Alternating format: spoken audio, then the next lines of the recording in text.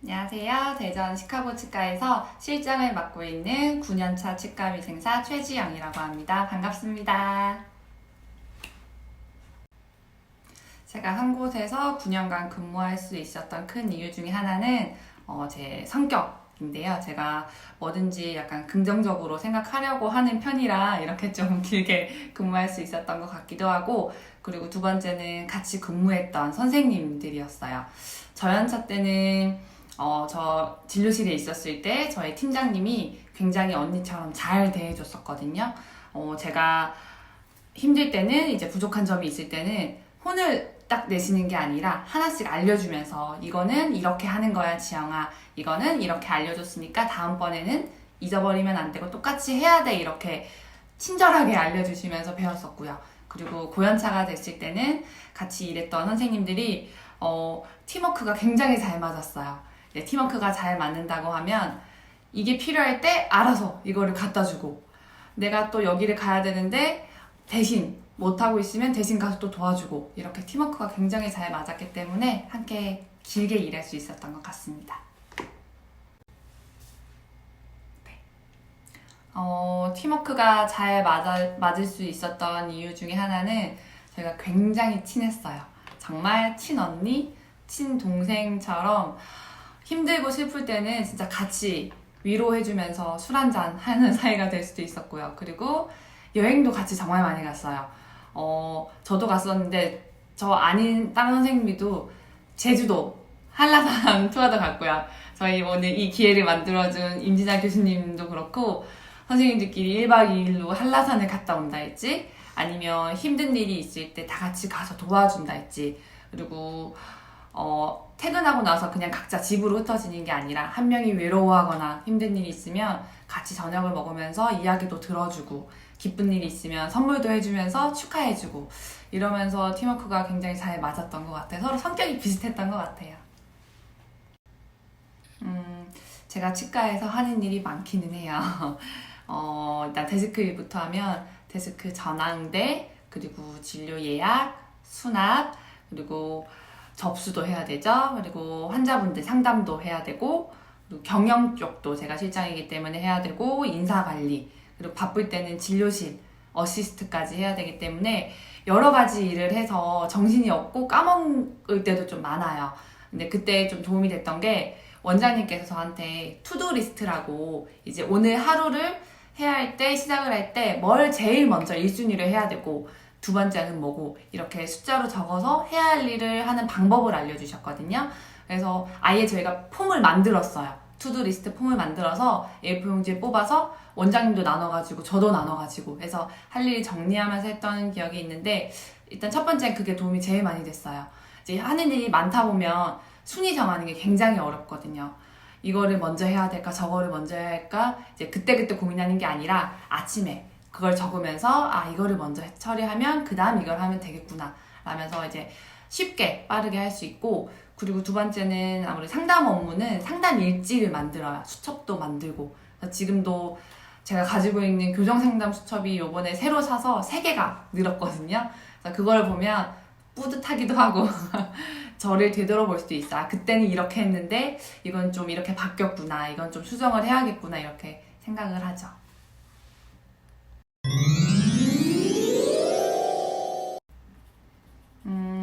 투두리스트를 하기 전과 후로 나눠보면, 하기 전에는 이제 원장님께서 어떤 업무, 이것저것 업무를 주셨을 때 최 실장 이거 처리했어? 이렇게 물어보시면 제가 원장님 죄송해요, 지금 바로 확인해 볼게요.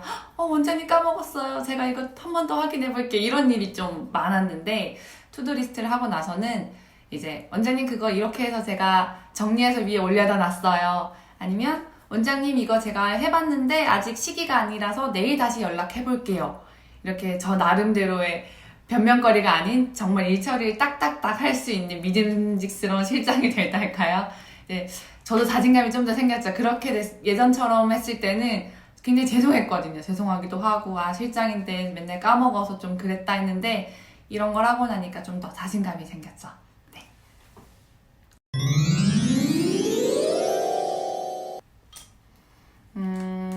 선생님들의 고민은 연차마다 그리고 본인이 맡은 직책마다 다양한데요. 아무래도 입사한 지 얼마 안 된 저연차, 1년, 2년 저연차 선생님들은 초기라 실수를 좀 많이 해요. 아무래도 학교 다닐 때 배웠던 기구들도 실제로 나와서 보면 처음 보는 기구들도 굉장히 많고, 그리고 비슷하게 생긴 기구들도 많기 때문에 이제 혼나는 일이 조금 있어요. 그러다 보니까 이게 내 진로가 맞나? 저는 아무래도 이 치과비 생사란 직업이 맞지 않는 것 같아요. 이렇게 실수만 하고 자꾸 혼만 나요. 라고 고민을 이제 많이 하는데, 그때는 당연한 것 같아요. 저도 처음 들어왔을 때는 엄청 혼도 나면서 배우기도 많이 배웠는데, 그때는 당연히 실수하는 게 당연한 거니까 그런 고민을 할 수밖에 없고, 그리고 이제 고연차가 되면서부터는 아무래도 치과 복지 쪽 친구들이 여러 군데서 이제 근무를 하니까 우리 치과는 이런 복지가 있어, 우리 치과는 이런 혜택이 있어 라는 걸 이제 주변에서 듣게 되는데, 우리 치과는 안 그런데, 왜 우리 치과는 이런 거 안 해주실까, 왜 우리 원장님은 이런 거 못 하시는 거지? 이런 생각을 하거든요. 근데 그때는 나눠보면, 생각을 해보면 100%다 좋은 곳은 없어요. 그쪽은, 친구 치과는 이건 좋아도 이거는 안 좋은 게 있을 수 있거든요. 그러니까 그런 말을 들으면 일단은 그럼 우리 치과의 좋은 점은 뭘까 한번 생각을 해보는 게 좋아요. 분명히 저희 치과도 다른 치과보다 좋은 게 분명히 있을 거예요. 네. 그런 걸로 이제 하면 되고, 그리고 연차가 높아질수록 이직 고민을 많이 해요.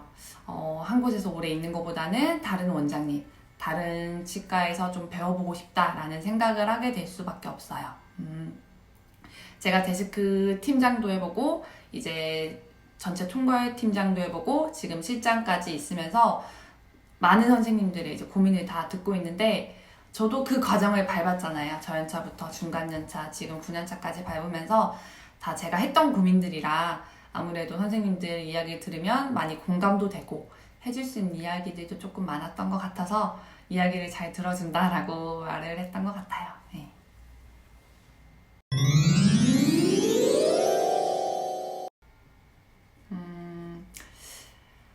저희 치과의 장점이요. 이거 원장님이 보실 수도 있나요? 네, 보내드릴게요. 약간 부담이 되는데, 일단 저는 실장이니까 상담을 굉장히 많이 해요. 근데 이제 진료실에 있다고 해서 상담을 안 하는 게 아니거든요. 요즘엔 진료실 선생님들도 상담을 하는데, 상담을 할 때 가장 기본적으로 되는 게 상담하는 사람의 이제 자신감이거든요. 이 진료에 대해서 얼마나 알고 있는지에 대한 그 지식과, 그리고 치료를 했을 때 이 환자가 나아질 수 있다는 자신감이 베이스가 돼야 되는데, 저는 제일 컸던 게 원장님의 실력에 대한 자신감? 예. 그러니까 제일 자부할 수 있는 게, 저희는 서비컬레진 정말 잘 때워요. 안 떨어지게 때울 수 있어요. 그리고 심미치료 원장님 정말 잘하세요. 이렇게 저는 이제 자부감이 좀 있어요. 그러다 보니까 상담할 때 자신감 있게 말씀드릴 수도 있고, 그리고 저도 원장님께 치료를 받거든요. 저희 가족분들도 치료를 받고, 이게 믿음이 없으면 안 되는 일인데 그게 베이스가 돼서 상담도 잘할 수 있게 되고, 그리고 같이 근무하는 선생님들도 굉장히 노력하는 선생님들이 많아요. 자기 본인이 부족한 점을 더 열심히 공부해서, 남아서도 공부하시는 선생님도 많거든요. 까먹지 않으려고. 그래서 그렇게 노력을 하다 보니까 선생님들도 일단 최고의 실력을 가지고 있다고 자부할 수 있어요. 이러한 이유들이 이제 제가 9년간 한치과에 근무할 수 있게 된 이유일 것 같아요. 네.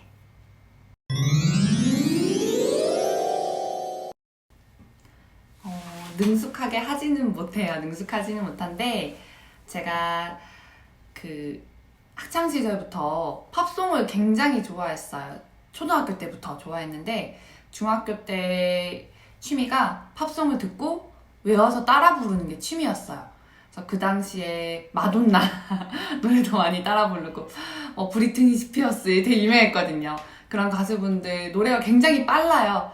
똑같이 따라할 수는 없는데 가사를 이제 프린터를 해서 읽으면서 외우도록 계속 노력을 하다 보니까 귀가 먼저 트였던 것 같아요. 귀가 먼저 트이고, 아무래도 알아들으면 똑같이 말을 하고 싶어져요, 사람이. 그러다 보니까 이제 토킹도 원활하게 하고자 연습을 하게 됐는데, 잘은 못하는데 이제 그렇게 공부를 하다 보고 작년에는 제가 이제 어학원에 또 다녔어요. 외국인 환자분이 저희 치과에 많이 오시는 편이에요. 시카고 치과다 보니까 이제 이름이 친숙한지 외국인 분들이 좀 많이 오세요. 그래서 오셨을 때 응대를 좀 더 잘하기 위해서 작년에는 어학원을 한 3달간 다녔던 경험이 있고요.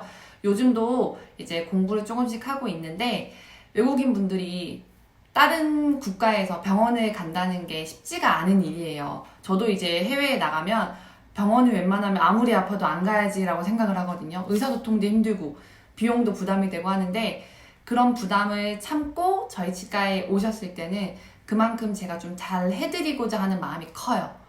의사소통을 좀 편하게 해드리고자 해서 공부를 아직까지 열심히 하고 있습니다.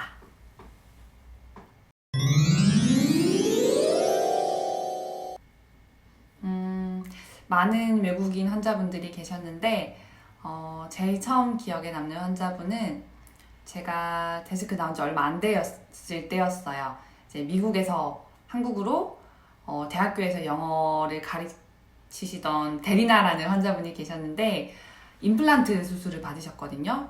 외국인 분들이 임플란트를 심기가 쉽지가 않아요. 네. 근데 이제 저희 치과를 선택해주시고 저희 치과에서 임플란트까지 심고 가셨는데 그분이 수술하신 환자분에서는 외국인 환자분에서는 처음이었거든요. 그래서 그때 그분을 위한 수술 후 주의사항도 만들고요.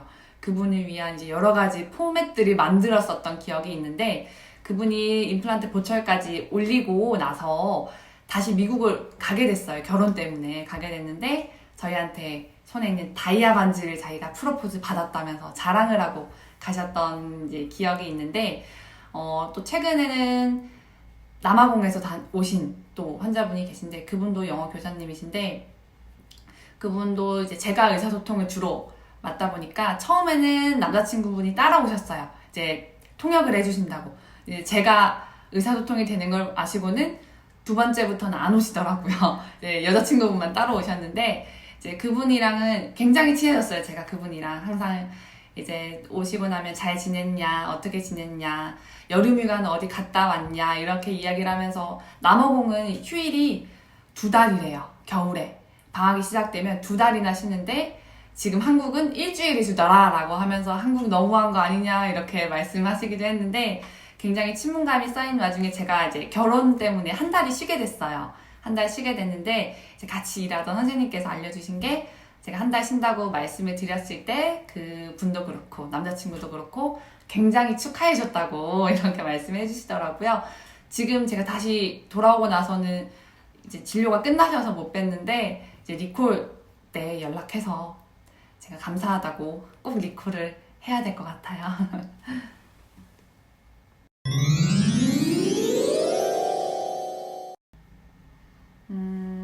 아마 많은 선생님들이 비슷한 대답을 하실 거라 생각을 해요.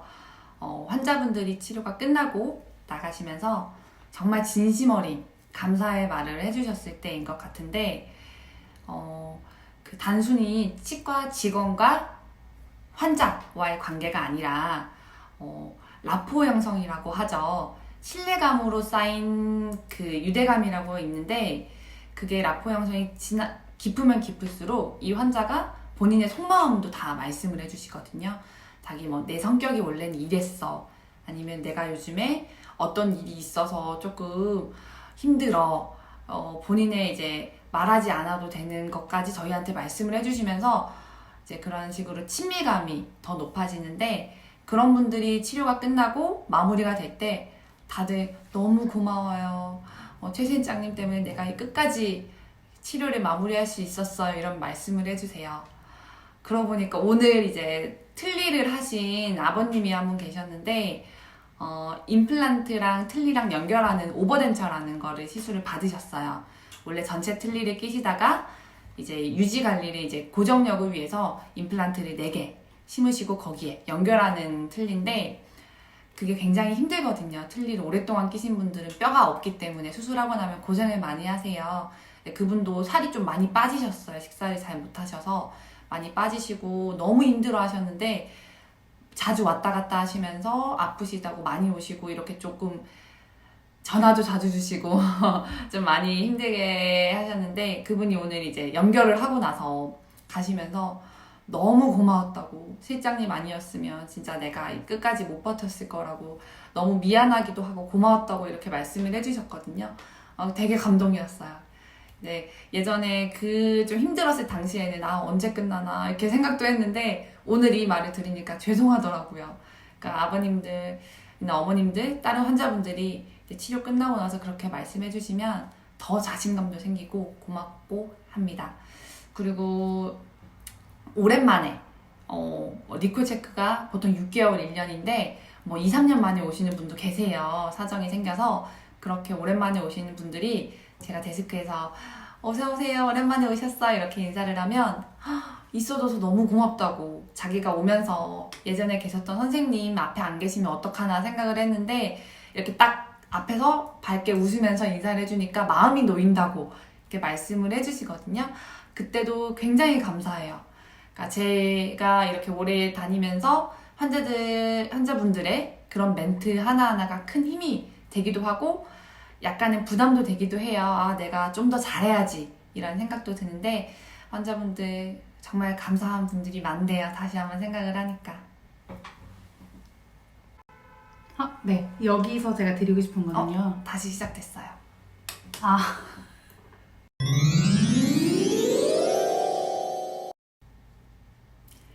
학교에서 배우는 저희 치과위생사의 역할도 굉장히 중요해요.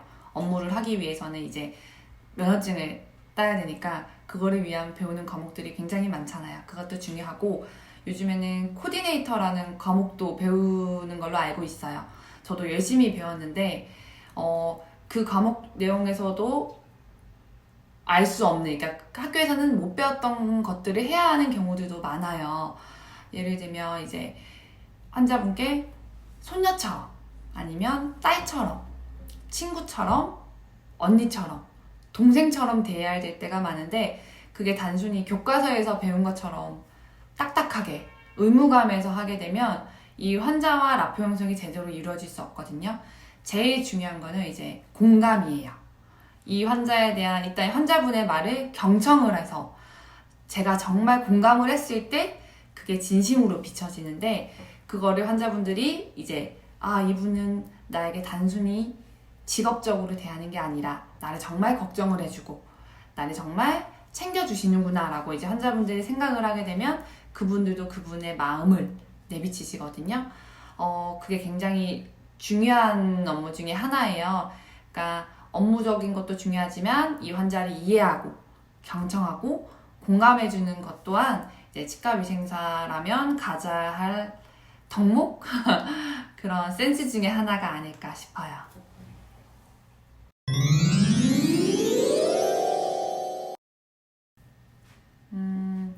좋은 치과의 기준은 사람마다 다 다를 거예요. 급여를 높게 원하는 선생님도 있을 거고요.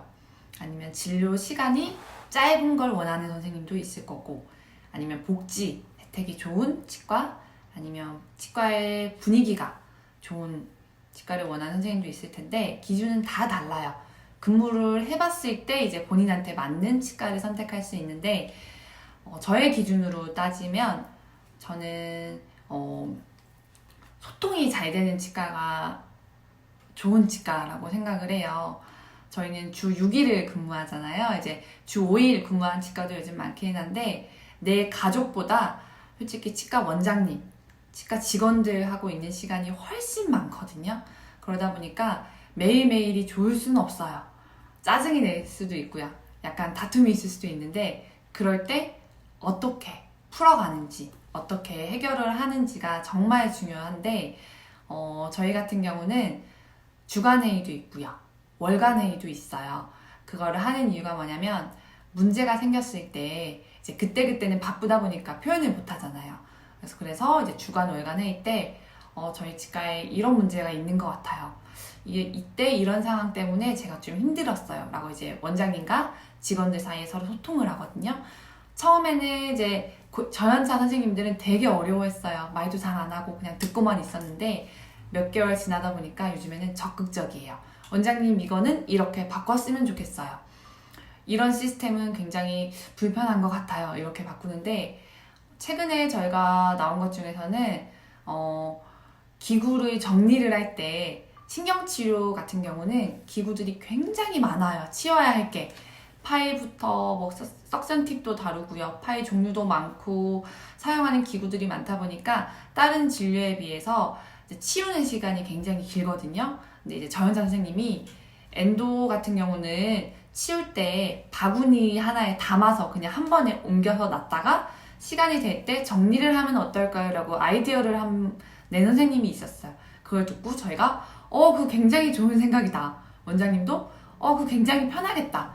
라고 해서 지금 제가 신경치료통이라고 하나 박스를 만들었거든요. 그래서 항상 치울 때는 거기다가 한 번에 다 넣어놓고 나중에 정리하고 하다 보니까 이제 세팅하는 시간도 단축이 되고 저희 치우는 저희들도 훨씬 더 수월하고 그래서 그런 식으로 아이디어 회의도 많이 하고 불편한 사항도 정리를 하고 그래서 소통이 잘 되는 치과가 참 좋은 것 같아요. 제가 이제 면접에도 참여를 하는데 보통 경력직 선생님들이 이직을 하는 이유를 제가 물어보기도 해요. 아니면 자기가 본인이 근무하고 싶은 치과가 있습니까? 라고 1순위, 2순위를 물어보면 거의 되게 1순위를 꼽는 게 급여보다는 치과의 분위기요. 치과 선생님들과의 관계요라고 말하는 선생님들이 많거든요. 그러니까 예전에 조금 관계가 좋지 않았다던가 아니면 친밀감이 좀 없었던 치과라든가 그런 선생님들은 다시 직장을 구할 때 분위기를 많이 보시는 선생님들도 많아요. 근데 이거는 개인마다 다 다른 거예요. 네.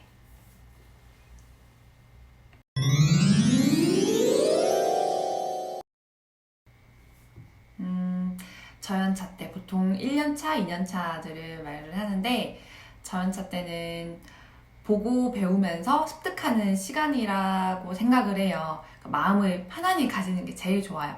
그때는 당연히 실수를 할 수밖에 없는 시간인데 너무 속상해하지 말고 똑같은 실수를 반복하지 않으려고 노력하는 게 제일 중요해요. 예를 들어 선배들이 어떻게 말을 하는지, 어떻게 상담을 하는지, 포지션은 어떻게 하고 있고, 그리고 손고정을 어디다 하는지 이런 거부터 자세하게 보는 게 굉장히 좋거든요. 최근에도 저희 신입 선생님이 스케일링을 하는 걸 너무 어려워하는 거예요. 실력이 늘지 않아요. 환자들이 제가 하니까 더 싫어하고 더 아파요. 라고 이렇게 고민을 했는데 그때 알려줄 수 있었던 게 일단은 저는 선배들이 손고정을 어디다 하는지를 먼저 봐라 라고 했어요. 그냥 위치를 이렇게 이건 어디서부터 어떻게 시작해야지가 아니라 예를 들어 27번을 할 때는 손고정을 어디다 하는 게 더 편한지 뭐 하악을 할 때는 저희가 손고정을 할 때 보통 치아에다가 한다라고 생각을 하는데 치아가 아니라 볼에 하는 경우도 있어요. 볼에 하는 경우도 있고 입술에다 하는 경우도 있고 이거는 환자가 불편하지 않게끔 힘을 조절을 해야 되다 보니까 본인이 편한 포지션이 있고 손고정 위치가 다 다르거든요. 그러니까 선배들이 그런 걸 보면서 해보는 거예요. 근데 저한테 안 맞을 수도 있거든요. 그런 거를 찾아가면서 나랑 제일 잘 맞는 위치, 손고정, 포지션들을 이제 하나씩 습득하는 게 제일 좋은 것 같고요. 저는 세미나를 굉장히 많이 들었어요. 2년차, 3년차 때는 템퍼러리 깎는 세미나도 배웠고요. 그리고 기공 소장님을 초청을 해서 치과에서 템포 깎는 법, 리테이너 어떻게 메이킹하는 법 이런 것도 다 배우고 다녔는데 5년차가 됐을 때는 중간관리자 세미나를 들으러 간 적이 있어요. 서울에.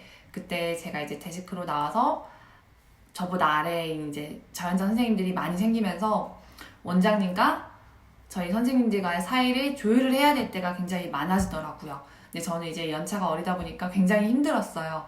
이제 그때 이제 주변에서 이런 세미나가 있는데 들어보는 게 어떻겠냐라고 해서 제가 한 4주간 서울에서 세미나를 들었는데 굉장히 도움이 많이 됐어요. 이제 상담하는 법도 들었고 선생님들의 입장에서 원장님께 대변을 하는 법도 배웠고 원장님의 입장, 치과의 입장에서 선생님들께 설명을 하는 법도 배웠고 그러니까 스스로 익혀나가는 방법도 있지만 다른 선생님들이 어떻게 하고 있는지를 배우는 것도 굉장히 좋아요.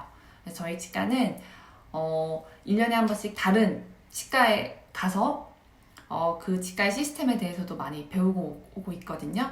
그래서 남들이 어떻게 하고 있는지 배우는 것도 상당히 좋은 습관 중에 하나로 생각하고 생각보다 많은 원장님들이 선생님들이 저 이거 배우고 싶어요. 저 이거 더 알고 싶어요. 세미나 보내주세요 라고 하면 싫어하는 원장님들이 거의 안 계세요. 많이 지원을 해주시니까 혼자서 이제 생각만 하고 있지 말고 만약에 입사를 하게 된다면 원장님께 원장님 저 템퍼러리 세미나 한번 들어보고 싶어요. 아니면 진료 상담하는 거 한번 들어보고 싶은데 지원해 주시면 안 돼요? 라고 물어보면 아마 흔쾌히 지원해 주실 겁니다.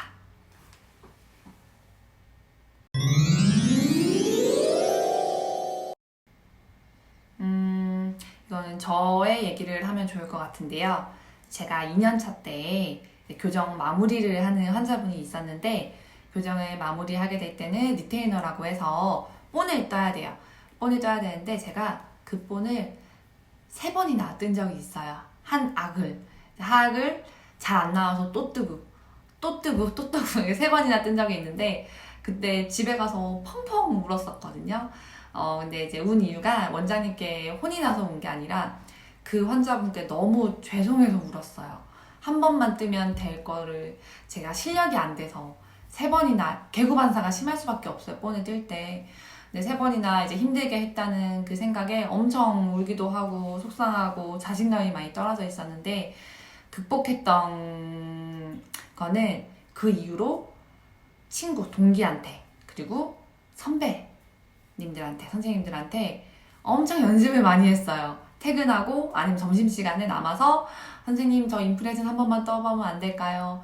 친구야 나 이거 한 번만 해보면 안 돼? 라고 해서 부탁을 하면서 이제 인프레션 연습을 굉장히 많이 했거든요. 그러면서 농도는 이게 제일 좋고 그리고 뭐 넣을 때 페인팅은 어디다 해야 이게 더 잘 나오는구나 라고 이제 익혀가게 됐죠. 그러면서 이제 자신감이 생기고 엄청 연습을 많이 하다 보니까 이게 극복이 되더라고요. 그래서 자연차 때 하는 실수들은 연습을 통해서 충분히 회복을 할 수 있으니까 혼나거나 아니면 자신감이 많이 떨어지더라도 연습을 통해서 회복을 할 수 있었으면 좋을 것 같아요.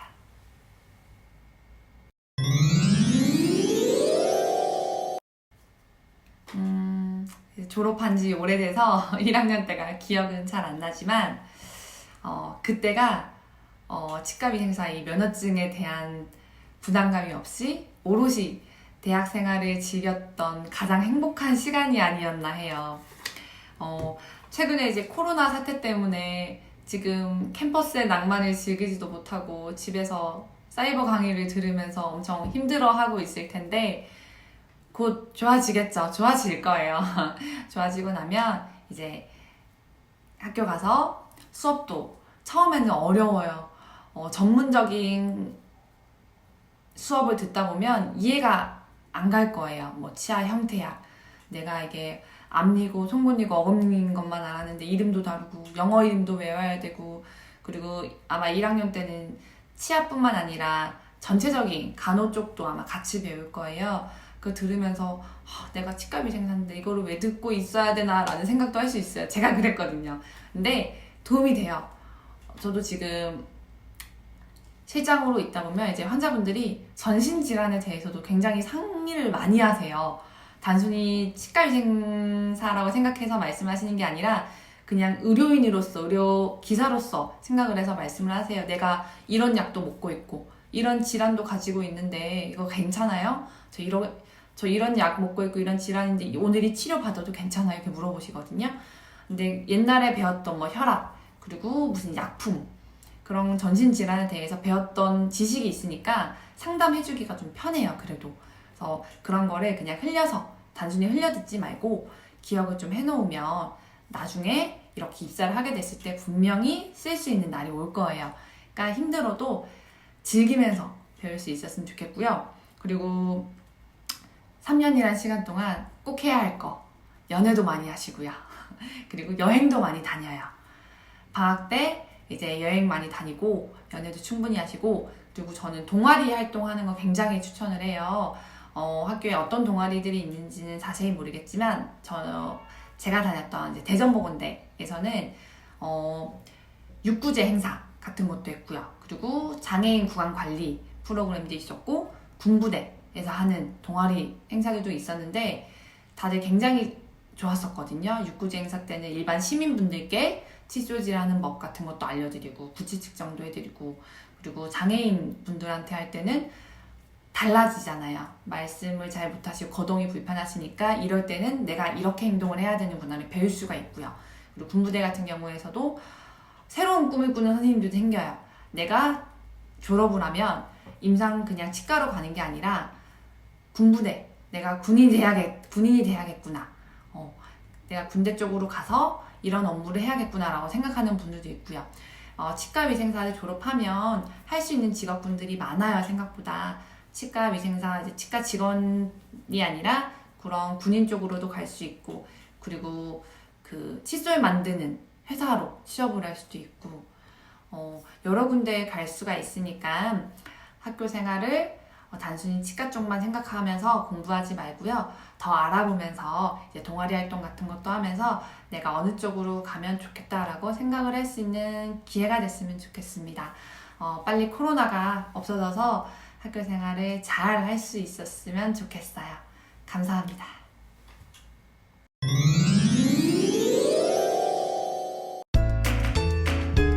처음 윤진아 교수님께 이런 이제 강의를 부탁을 받았을 때 고민을 굉장히 많이 했어요. 제가 이런 강의를 할 수 있는 위치가 맞는지, 그런 사람이 맞는지 굉장히 고민을 많이 했는데, 진아 교수님도 그렇고 이제 주변 선생님도 그렇고 선생님이면 할 수 있을 거예요, 잘하실 것 같아요 라고 용기를 굉장히 많이 줬거든요. 그래서 이제 오늘 이렇게 강의를 찍게 됐는데,